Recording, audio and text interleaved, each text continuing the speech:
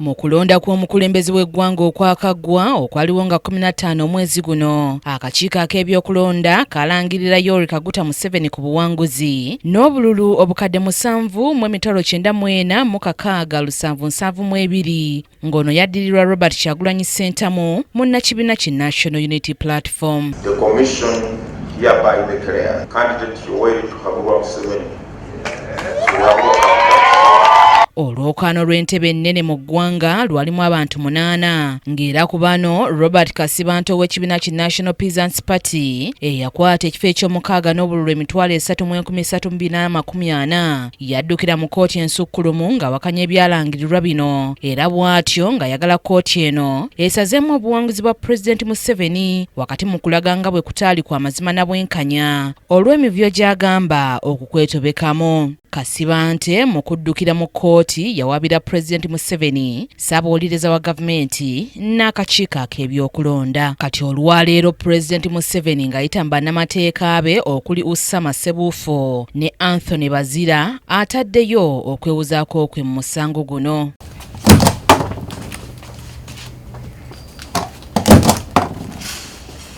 Museveni asabye kkooti eno egobe ogwa Robert Kasibante ng'agamba nti teguliimu ggumba era ng'ayagala amuliirire olw'okumwonoonera obudde bwe. Pulezidenti Museveni mu kwewozaako kwe ategeezezza nti akalulu n'okulonda kwategekebwa mu mazima na bwenkanya nga kugoberera ssemateeka w'eggwanga lino, ng'era ategeezezza nti Kasibante ensonga ze yawa mu kkooti za njawulo n'omusango gw'ebyokulonda kkooti eno ensukkulumu gw'erina okuwulira. Museveni era yeeganye eky'obutawa bukuumi bwetaagisa banne bwe baali mu lwokaano lw'okuvuganya nti era ekyaviirako n'abamu okutulugunyizibwa ab'ebyokwerinda, bw'atyo ng'akinogaanyizza nti mpabumenyi bw'amateeka oba musango gwe yazza nga pulezidenti wadde ba agenti be mu nsonga eno. Bw'atyo pulezidenti asinzidde ku nsonga zino n'endala n'asaba kkooti ensukkulumu kati ekulemberwa Ssaabalamuzi Dr. Flavian Nzeija okugoba omusango gwa Robert Kasibante era ng'ayagala ono amuliirire. Tufayirinze ansa ya pulezidenti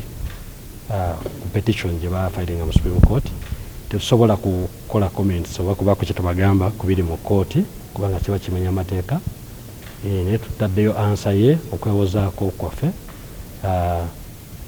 mu nnaku 3 ng'amateeka bwe galagira, era buli kiri mu petition tukiganye ate tusabe petition bagigobe, kkooti egigobe with costs. Hajati Hadija Namyala atwala yafeesi ya ssentebe wa NRM ekyambogo musanyufu olwa mukama we Pulezidenti Museveni okuteekamu okuwozaako kwe era ng'ategeezezza nti balina obukakafu okuwangula omusango guno. Ndi Pulezidenti omupya ataddeyo okwewozaako kwe, kitegeeza tatiriridde si mutiitiizi, ate era ffe ng'abaakuliramu okukuuma akalulu obukakafu we buli nnyo already twabuwadde dda mu balooya baffe okulaba nti no ensonga eno bagiddamu n'obukakafu obwa DR forms. Bino si byakugenda bugenzi kukola mawulire nagenda kwagala kujja ssente wa Mwami Museveni, nedda. Bino bibaako obujulizi era pulezidenti waffe tumwebaza nnyo okubeera nti nno yatutte stand nga teyebuuziza ku muntu naswerenga affidavit yawangula mirembe mu bitundu byonna. Ebimu bamuwangulamu Kyagulanyi naye era still nti omuntu tawangula wonna.